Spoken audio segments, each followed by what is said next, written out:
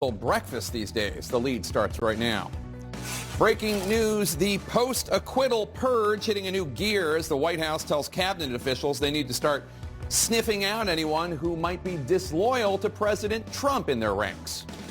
Going for broke, Democratic candidates burning through cash, trying to keep up with a surging Bernie Sanders and a billionaire with a bottomless bank account with just hours until a critical election battle, plus Taliban truce.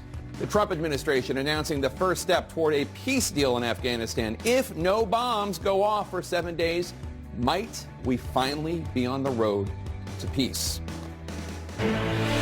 This is CNN Breaking News.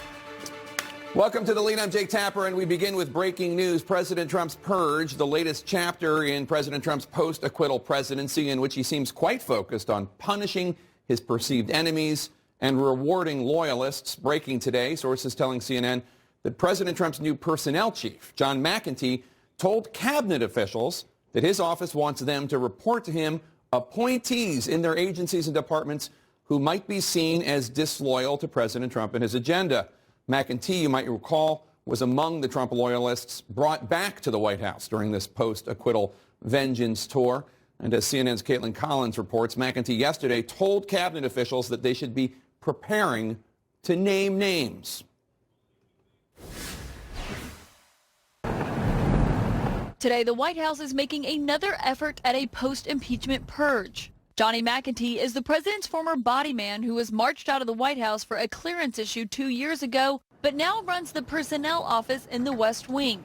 And he's on the lookout for staffers seen as disloyal to Trump.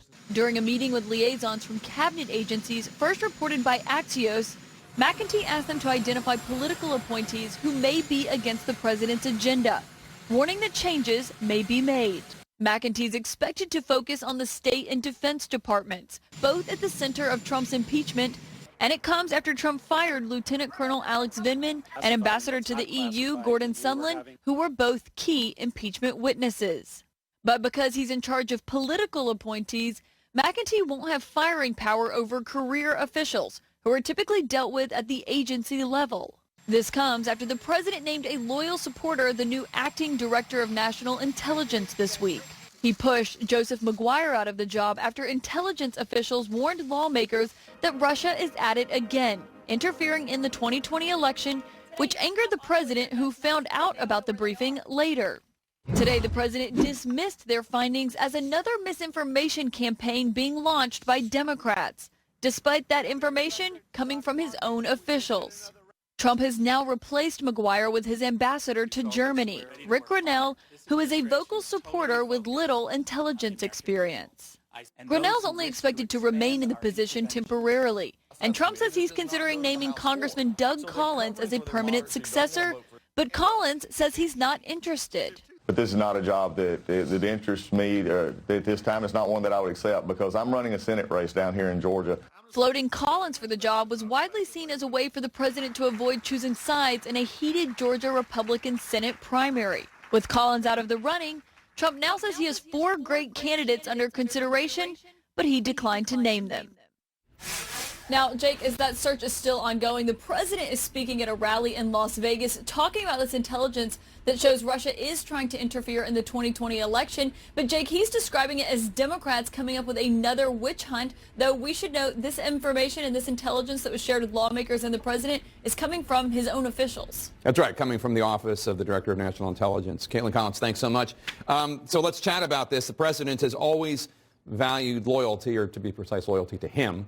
Not necessarily a two-way street. It seems like he's really been emboldened by this acquittal when you look at just the vast array of people that have been fired, the people that have been rewarded, and now Joe Maguire, Admiral Maguire, the latest to fall on the wrong side of that fence. Yeah, absolutely. This is President Trump seemingly feeling very freed. And one thing to remember is that when the president's previous chiefs of staff were in the job, John Kelly used to say often to President Trump, don't do this or you will get impeached. Well, he was impeached, that threat is now no longer operative here. And so President Trump believes he can do whatever he wants.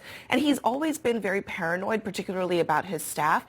He's always actually had a loyalty litmus test, frankly, for a lot of political appointees. They haven't always been able to stick with it because it's been difficult to find candidates for a lot of these government jobs who have a squeaky clean record of not criticizing Trump. But now I think he feels like he has no choice but to not just have a litmus test for people coming in, but to get the people out who he thinks are disloyal to him. I think this is a new phase for Trump, a new era in his administration, and I think it's only going to escalate as we go forward and as we go toward the November election, where it's a signaling tactic also to his supporters that he's fighting back, which is something they love to see. And John Kelly oversaw when McEntee was shown the door over security concerns. I think he had some gambling issues or something like that. Now he's back in this post-impeachment, post-acquittal purge, and McEntee telling cabinet officials to root out disloyalists among their ranks. I've never heard of anything like that, not since the 50s anyway.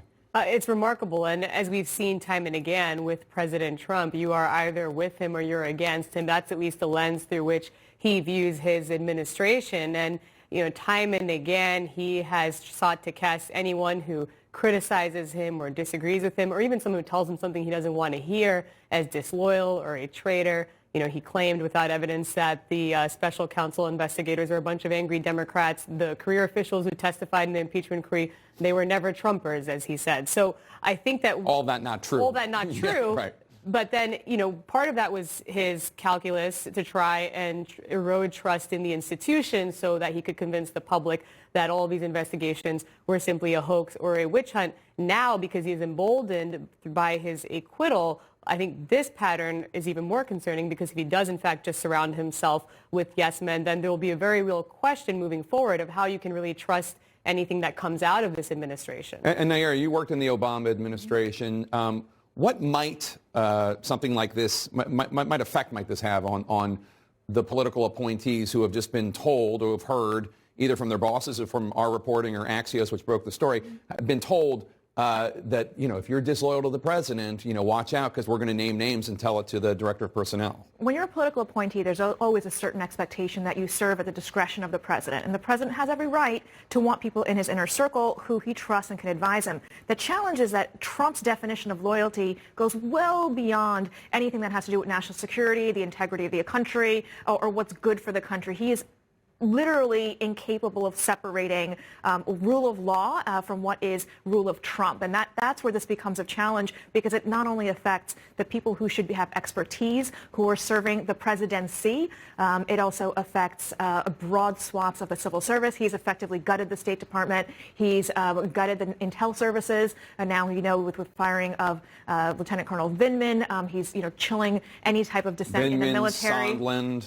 The guy Root from the Pentagon, who internally was pushing. Vindman's brother, right? Like, you can't even have the same last name as somebody as he doesn't like anymore. So people are not going to be able to serve their country in a way they used to. And this is going to have implications well beyond a Trump administration, because the building and the work of American national security is not able to happen with with transparency. And Bill, I was struck by something. Alex Ward is a national security reporter with Vox.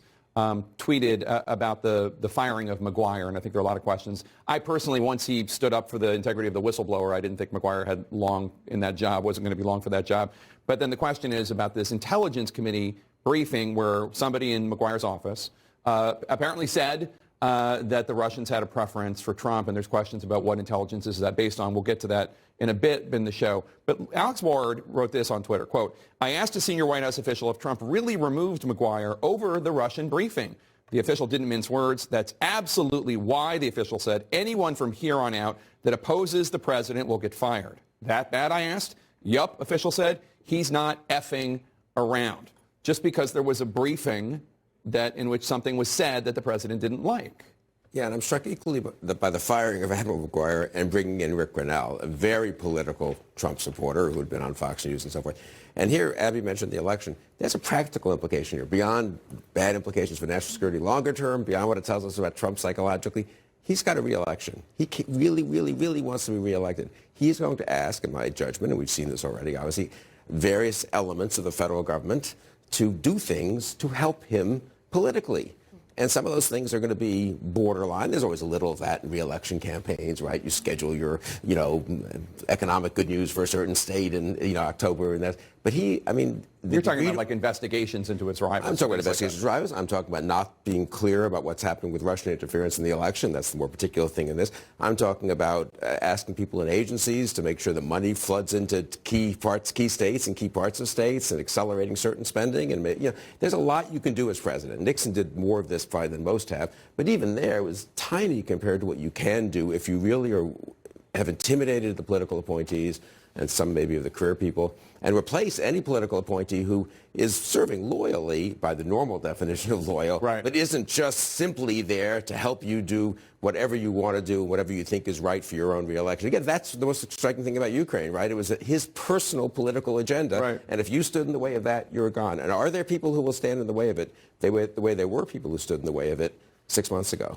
I don't have an answer to that question. It seems like he's removing a lot of the people from his inner circle or outer circle even who might be willing to do so. Everyone stick around. We've got more to talk about. What is Russia actually doing to interfere with the U.S. election 2020? We'll have the latest intelligence next. Then Senator Bernie Sanders' progressive supporters are not the only ones hoping that he wins the Democratic nomination, or at least according to Republicans, that's what they're saying.